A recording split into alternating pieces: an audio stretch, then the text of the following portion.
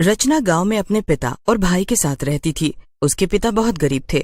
उनके पास खेती करने के लिए बस एक छोटा सा जमीन का टुकड़ा था। वो किसी तरह मेहनत करके खेतों में इतना ही अनाज उगा पाते थे जिससे वो अपने परिवार का पेट भर सके।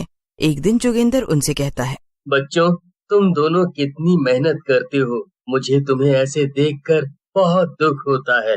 मैं तुम्हारा पिता हूँ, फिर भी मैं तुम्हारे लिए आज तक कुछ भी नहीं कर पाया। अरे आप ये कैसी बातें कर रहे हैं पिताजी? आपने हमारे लिए बहुत कुछ किया है। आप ऐसे क्यों सोचते हैं? आप हमारी फिक्र मत कीजिए। आप बस अपना ख्याल रखिए पिताजी। आजकल आप खेतों में बहुत मेहनत कर रहे हैं ना? हाँ, मेहनत तो बहुत कर रहा हूँ, लेकिन लगता नहीं है कि उसका कुछ फायदा होगा। क्या? मगर ऐसा क्यों पिताजी? अरे बच्चों, इस साल अच्छी बारिश होने का अनुमान था, इसीलिए मैंने धनलाल सेठ के पास जाकर थोड़े पैसे भी उधार ले लिए थे। उससे 5,000 रुपया लेने के बाद मैंने अच्छे बीज और खाद खरीद लिया। मुझे लगा था कि बारिश होगी तो फसल तो अच्छी होगी ही। ये उधार भी चुका दूंगा और फायदा भी हो जाएगा, लेकिन अभी तक बारिश का कोई आसार नजर नहीं आ रहा है। अपने पिता की बात सुनकर दोनों बच्चे भी चिंता में आ जाते हैं। लेकिन रचना माहौल को संभालते हुए कहती है, अरे अभी तो बरसात का मौसम बस शुरू हुआ है पिताजी। आप अभी से ऐसे क्यों सोच रहे हैं? धीरे धीरे बरसात आ ही जाएगी, आप देखना सब अच्छा होगा। इसके बाद तीनों खाना खाकर सोने चले जाते हैं। लेकिन सोहन को नींद नहीं आ रही थी। उसे जागता हुआ देखकर रचना उससे कहती है, क्या बात है सोहन, तुम तो सो ही नहीं रहे हो? अरे दीदी, तुमने पिताजी को तो समझा दिया कि बारिश आ जाएगी और सब ठीक हो जाएगा, लेकिन तुम भी जानती हो कि ऐसा कुछ भी नहीं होने वाला है। याद नहीं है, हमने रेडियो पर सुना था कि इस साल बारिश बहुत कम होगी। हाँ याद तो है, लेकिन पिताजी इतनी चिंता में थे कि मैं समझ ही नहीं पाई कि और क्या बोलूं, इसलिए मैंने ऐसा कह दिया। तुमसे भी मैं वही बात कहूंगी सोहन, जो अभी तक हुआ ही नहीं उसकी इतनी फिक्र क्यों करना। बारिश नहीं ही होगा ऐसा तो नहीं है ना, बस थोड़ी कम होगी, कोई बात नहीं। हमारा कौन सा बहुत बड़ा खेत है जिसके लिए बहुत पानी चाहिए। देखना, हमें जितनी बारिश चाहिए उतनी हो ही जाएगी और सब अच्छा होगा। रचना मोहन को भी अच्छे से समझा देती है। वो काफी समझदार लड़की थी। उसे अपनी माँ के जाने के बाद कम उम्र में ही बहुत समझदारी आ गई थी। धीरे धीरे वक्त बीत जाता है। हल्की फुल्की बारिश होती है। जितना जोगिंदर ने सोचा था उतना मुनाफा तो नहीं होता, मगर धनलाल सेठ की उधारी चुकाने और घर चलाने भर का पैसा तो आ ही जाता है। फिर सोहन और जोगिंदर साथ में सेठ के घर जाते हैं। कुछ देर बाद जब सोहन और जोगिंदर वापस घर लौटते हैं तो उनकी हालत कुछ ठीक नहीं थी। दोनों बहुत परेशान नजर आ रहे थे। ये देखकर रचना उनसे कहती है, अरे क्या हुआ आप दोनों को? इतने परेशान क्यों नजर आ रहे हो? अब क्या करूँगा मैं? कहाँ से लाऊंगा 25,000 रुपए? अरे, ये घर बार भी बेच दूंगा तो इतने पैसे नहीं आएंगे। इसी तरह तो मैं अपने बच्चों को पाल रहा था। रचना को अपने पिता की बातें समझ में नहीं आती। वो सोहन से पूछती है, सोहन पिताजी ये सब क्या बोल रहे हैं? 25,000 रुपए, ये किन पैसों की बात कर रहे हैं? दीदी, पिताजी ने सेठ से 5,000 नहीं बल्कि 25,000 रुपए लिए थे। सोहन की ये बात सुनकर तो रचना के होश ही उड़ जाते हैं। क्या? अरे नहीं, 25,000? ये तो बहुत बड़ी रकम है। मैंने खुद गिने थे, बस 5,000 ही तो थे। हाँ, पिताजी भी यही कहते रहे कि उन्होंने बस 5,000 रुपए लिए थे, मगर वो सेठ नहीं माना। उसने हमें कागज दिखाया जिसमें उन सब लोगों का खाता है जो उससे धार लेते हैं। उसमें पिताजी के नाम के आगे 25,000 लिखा हुआ था और पिताजी ने अंगूठा भी लगाया था। अब सेठ कह रहा है कि उसे पूरे पैसे चाहिए और वो भी जल्द से जल्द, वरना वो हमारा खेत हड़प लेगा। रचना आओ देखती है और न ताओ और सीधा सेठ के घर की तरफ चल देती है। सोहन उसे रोकने की कोशिश करता है मगर वो नहीं रुकती। जब रचना सेठ के दरवाजे के पास पहुंचती है तभी वो कुछ आवाजें सुनती है और वहीं रुक जाती है। वाह मालिक वाह, आप तो बड़े समझदार हैं।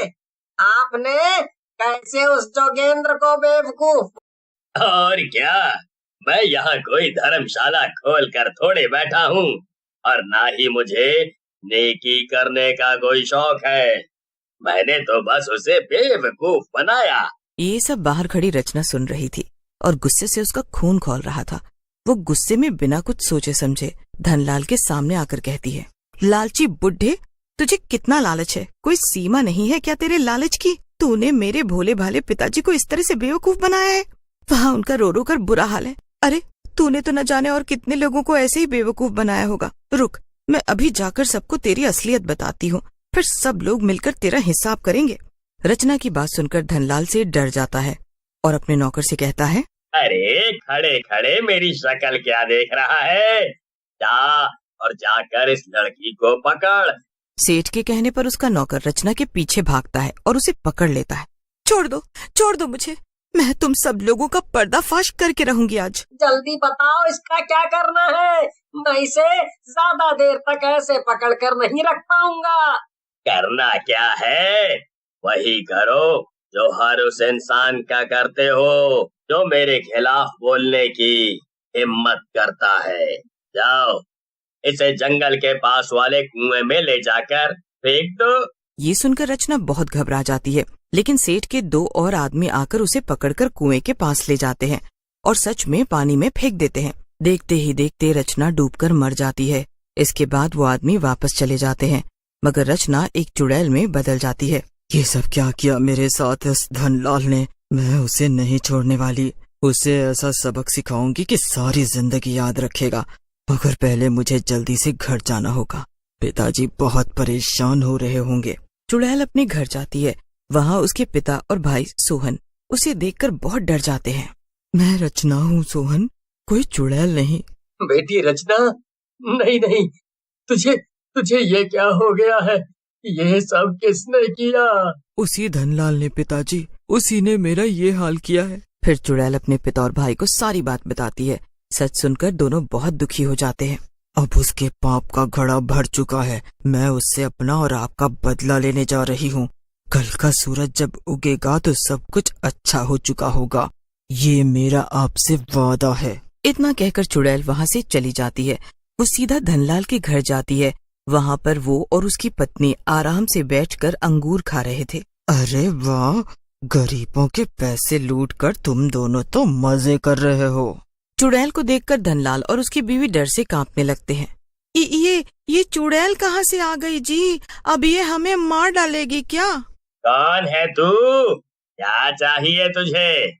मैं रचना हूँ जिसे तुमने आज ही मारा है, और मैं यहाँ अपना बदला लेने आई हूँ। क्या? इसका मतलब कि पक्का ये हम दोनों को मारने वाली है? हाय कोई बचाओ, अरे कोई बचाओ हमें। फिक्र मत कर, तेरे पास ये जो इतना सारा सोना है ना, आज इसकी वजह से तेरी जान बच जाएगी। चुड़ैल की बात सुनकर सेठ हैरान हो जाता है। वो डरते डरते पूछता है, क्या? सोना? मैं कुछ समझा नहीं। ये सारा सोना मुझे चाहिए, वरना मैं तुझे मार डालूंगी। लालची सेठ को ये बिल्कुल भी गवारा नहीं था कि चुड़ैल उसका सारा सोना ले ले, लेकिन सेठ की बीवी सोना देने के लिए तैयार हो गई। अरे ओ पागल आदमी, यहाँ बात जान पे बनाई है और तुझे अभी भी सोने की पड़ी है। मैं कहती हूँ अभी के अभी उसे सारा सोना दे दो, वरना वो तुम्हें बाद में मारेगी। पहले तो मैं ही मार डालूंगी। सेठ को ना चाहते हुए भी अपना सारा सोना चुड़ैल को देना पड़ा। चुड़ैल सोना लेकर अपने पिता के खेत में जा पहुंची। चुड़ैल हंसती है और खुद से कहती है, क्या कहा था उस सेठ ने कि मेरे पिताजी के खेत में कोई सोना नहीं उगने वाला है। इतना कहकर चुड़ैल सारा सोना जमीन में रख देती है और उस पे कुछ जादू करती है। जादू से सारा सोना छोटे छोटे टुकड़ों में टूट जाता है और फसल में जाकर समा जाता है। फिर चुड़ैल भी वहाँ से चली जाती है। अगले दिन फसल काटने का दिन था। सुबह सुबह ही जोगिंदर अपने बेटे के साथ खेत में आ जाता है, लेकिन जो उन्हें दिखता है उसे देखकर वो दोनों हैरान हो जाते हैं। फसल में गेहूं की जगह सोने के दाने थे। तभी वहाँ पर चुड़ैल आ जाती है। उसे देखकर दोनों सब कुछ समझ जाते हैं। हाँ सोहन, ये मैंने ही किया है। अब तुम दोनों हमेशा खुशी खुशी रहना और पिताजी का तुम पूरा ध्यान रखना। आपको जब भी मेरी याद आए मुझे बस बुला लेना। अब मैं चलती हूँ। इतना कहकर चुड़ैल वहाँ से चली जाती है। और जोगेंद्र और सोहन अपना जीवन संपन्नता के साथ बिताने लगते हैं।